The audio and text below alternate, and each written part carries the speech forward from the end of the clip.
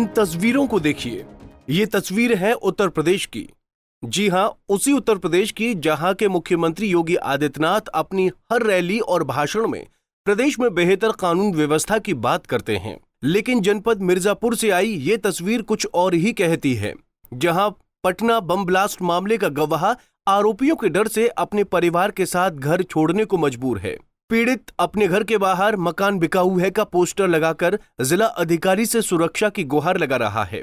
दरअसल मामला जनपद मिर्जापुर के कटरा कोतवाली के छोटा मिर्जापुर मोहल्ले का है, जहां पटना बम ब्लास्ट मामले का गवाह आरोपियों के डर से अपने परिवार के साथ घर छोड़ने को मजबूर है। पीड़ित अपने घर के बाहर मकान बिकाऊ है का पोस्टर लगाकर जिला अधिकारी से सुरक्षा की गुहार लगा रहा है।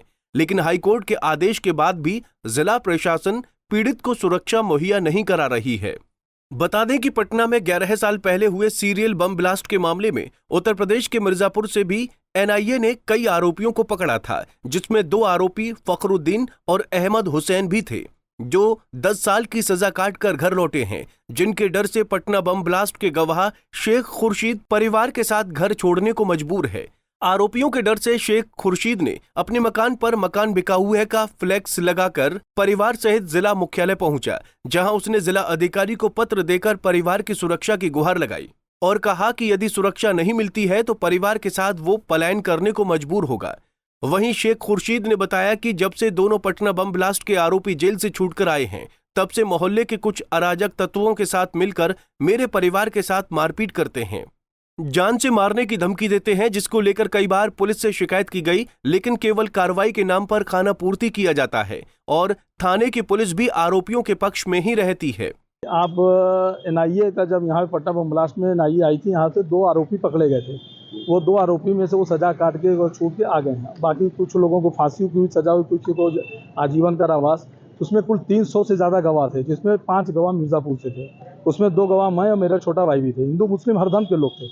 जब से ये सब आए हैं बच्चे, तो चूंकि हमारे मोहल्ले का जो है उसके घर वाले पटाखे का, आतिशबाजी का, विस्फोटक का कारोबार है, सब अवैध कारोबार है।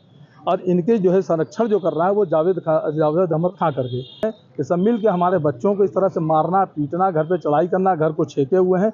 हम बिल्कुल आजीज आ गए। बच्चों को कभी मार के लोग पैर तोड़ दे रहे हैं, कभी सर फोड़ देना। थाने पे जाइए तो 107, 116 हमको भी उसको भी लगा के भेज दे रहे हैं। यही कई बार से हो रहा है। तो मैं हाईकोर्ट गया, पुनः हमको 7 फरवरी 2024 को पुनः हमको जो है माननीय उच्च न्यायालय ने सुरक्षा का जो है आदेश दिया है, लेकिन अभी तक हमें सुरक्षा नहीं मिली। 3 महीने का समय हाईकोर्ट ने दिया था, 3 महीना बीत चुका है।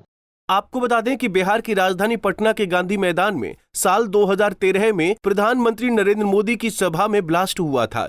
इस दौरान प्रधानमंत्री नरेंद्र मोदी पहली बार पीएम पद के उम्मीदवार थे। इस हादसे में कई लोगों की जान भी गई थी, जिसके बाद इस मामले की जांच एनआईए कर रही थी। एनआईए ने इस हादसे में देश भर से 300 गवाह बनाए थे, जिसमें मिर्जापुर से भी 5 गवाह थे। उनमें से एक शेख खुर्शीद भी था, जो आज आरोपियों के डर से अपना घर छोड़कर पलायन करने को मजबूर है। लेकिन उसके पलायन की ये खबर सरकार और प्रदेश की पुलिस प्रशासन पर कई तरह के सवाल खड़ा कर रही है कि आखिर हाईकोर्ट के आदेश के बावजूद भी उसे जिला प्रशासन सुरक्षा मुहैया क्यों नहीं करा रही है। क्या प्रदेश में अपराधियों के हौसले इतने बुलंद हो गए हैं कि लोग अब उनके डर से पलायन करेंगे? बहरहाल अब देखना यह होगा कि पीड़ित द्वारा उठाए गए इस कदम के बाद प्रशासन इस मामले में क्या कुछ कार्रवाई करता है। पंजाब केसरी टीवी के लिए मिर्जापुर से ब्रिजलाल मौर्य की रिपोर्ट। हमसे जुड़े रहने के लिए हमारे YouTube चैनल को सब्सक्राइब करें और नई वीडियो की नोटिफिकेशन के लिए बेल आइकॉन को दबाएं। अगर आप ये वीडियो Facebook पर देख रहे हैं तो लाइक जरूर करें और ज्यादा से ज्यादा शेयर करें। धन्यवाद।